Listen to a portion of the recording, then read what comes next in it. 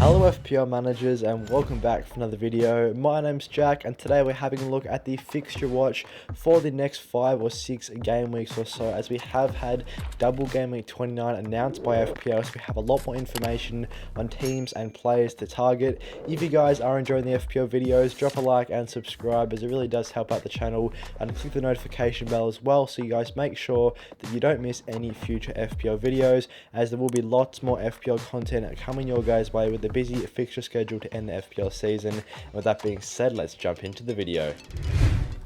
So first of all, let's have a look at 4 teams that I think have some of the better fixtures from now and around until game week 30, depending on whether or not some teams have double game weeks.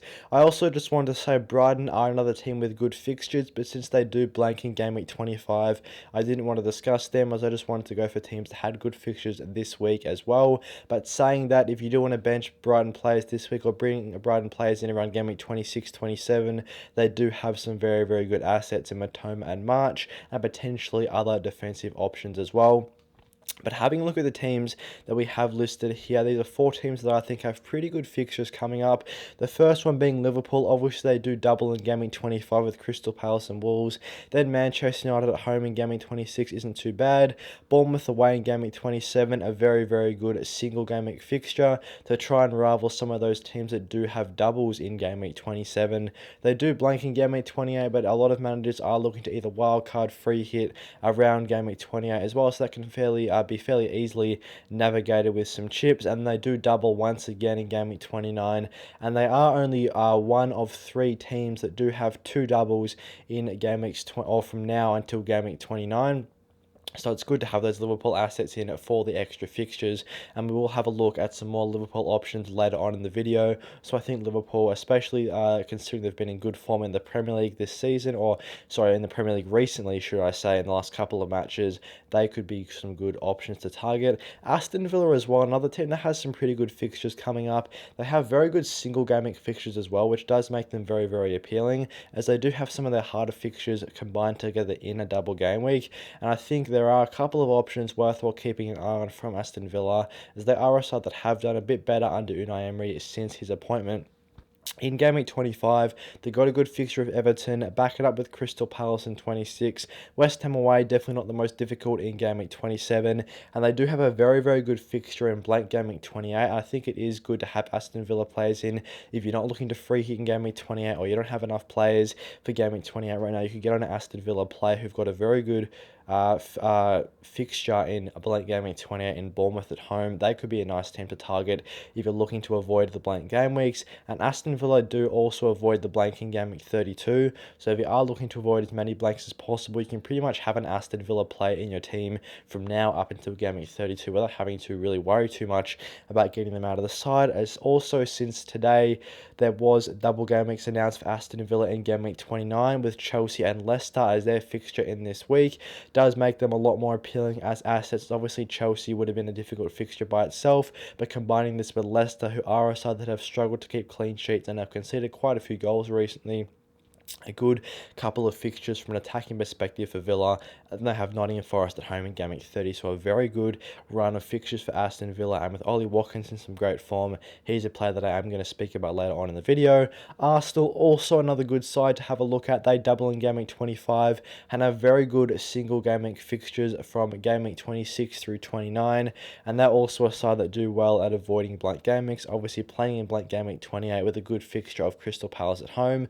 Most people already have a double up, if not a triple up, on Arsenal assets, so I'm not going to speak about the assets later on in the video. I'm going to look at some other teams just because most people already have the Arsenal players, but obviously they are good options to have on the side. Bukayo Saka probably my favourite pick, followed by Odegaard and then Zinchenko as far as the defensive assets go. I think Zinchenko is one of the most attacking defenders, coming off a goal in his most recent match highlighting this, and he is a fairly good player to capitalise on clean sheets and attacking returns in the Arsenal defence.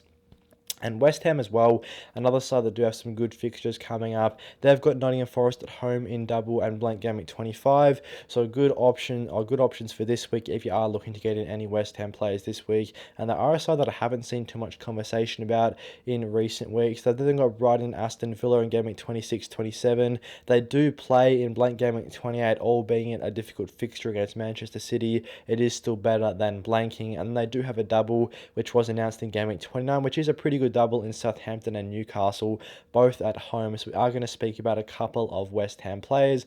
They also have a good fixture in game week 30, and they do avoid a blank in game week 32. I have a decent chance of avoiding a blank in game week 32. So good, a couple of good assets from West Ham. There's not many, but there are a couple of options that you could have in your squads, as they have been slightly unlucky from a defensive perspective so far this season in terms of their clean sheet tally. So we'll have a look at some of their players in a bit when we have a look at some players to target from each of these 4 key teams.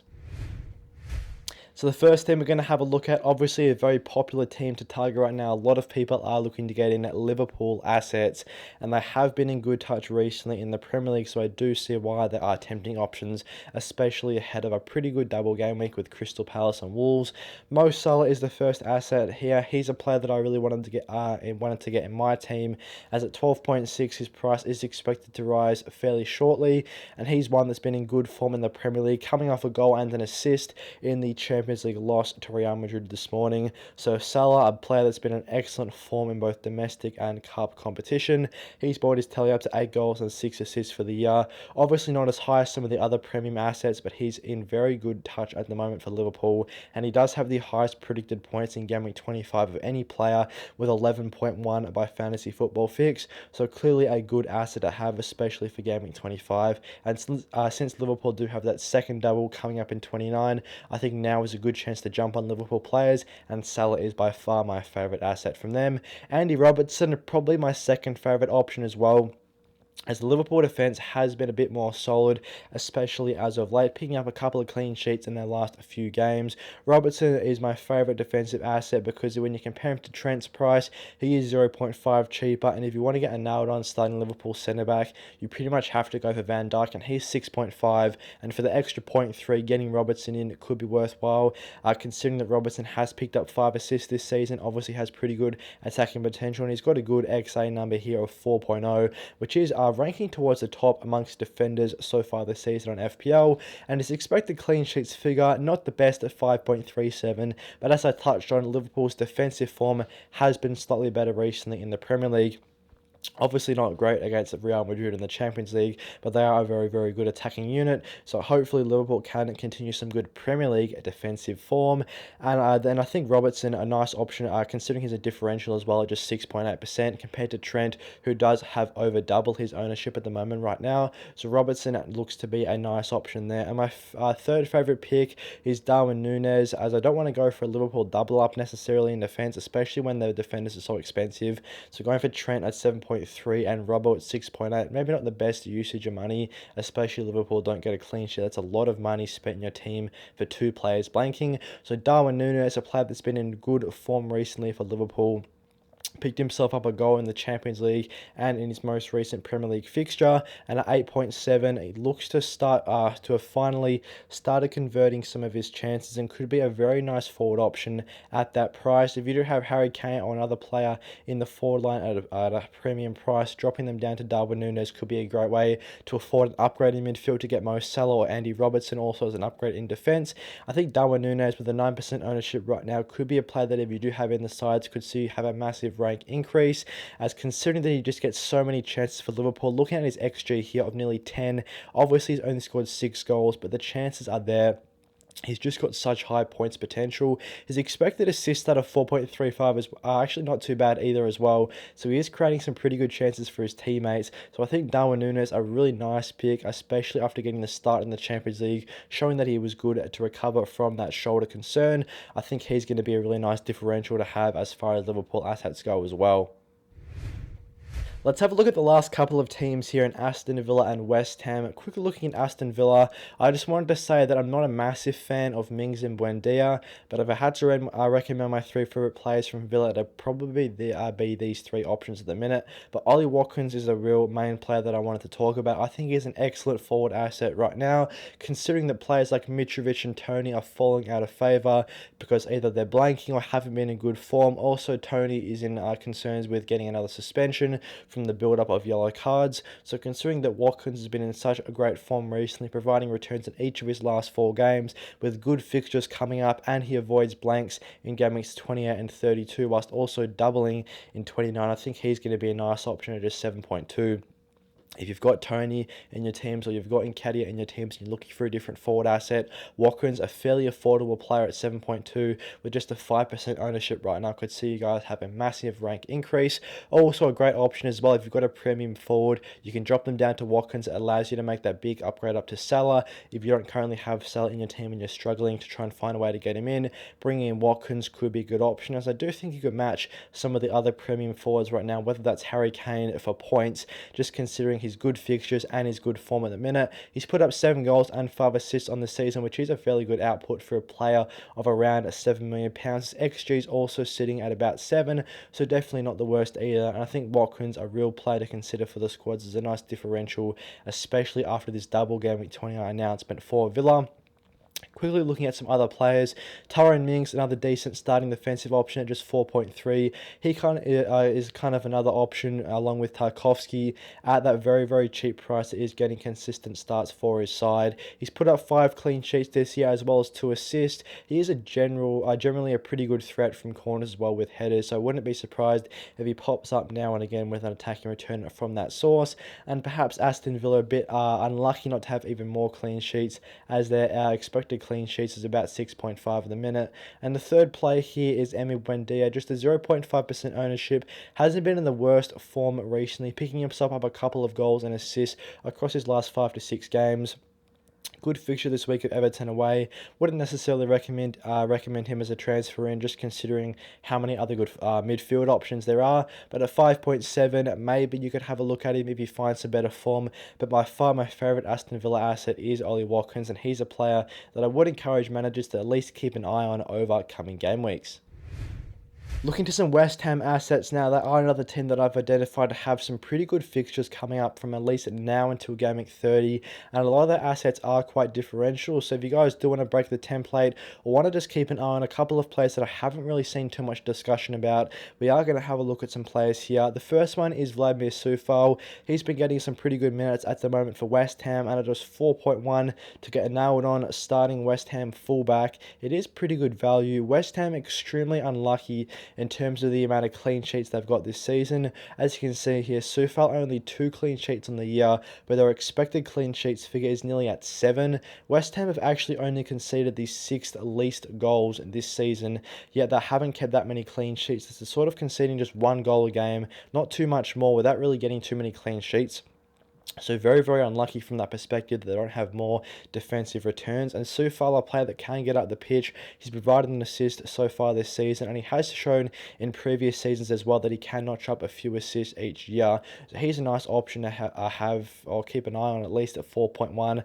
As well as Emerson at the other fullback position. He's been getting some good minutes for West Ham right now. And at 4.0, one of the cheapest consistent starting defenders in the Premier League or in FPL at the moment. He's played 12 matches for West Ham. Not all of them have been starts, but he's picked up a clean sheet and also a goal as well. He's got a pretty decent XG figure of 0.8. He's a player that gets very far forward, and did show this a couple of games ago against Chelsea, where he was able to record a double-digit return in this fixture with a goal.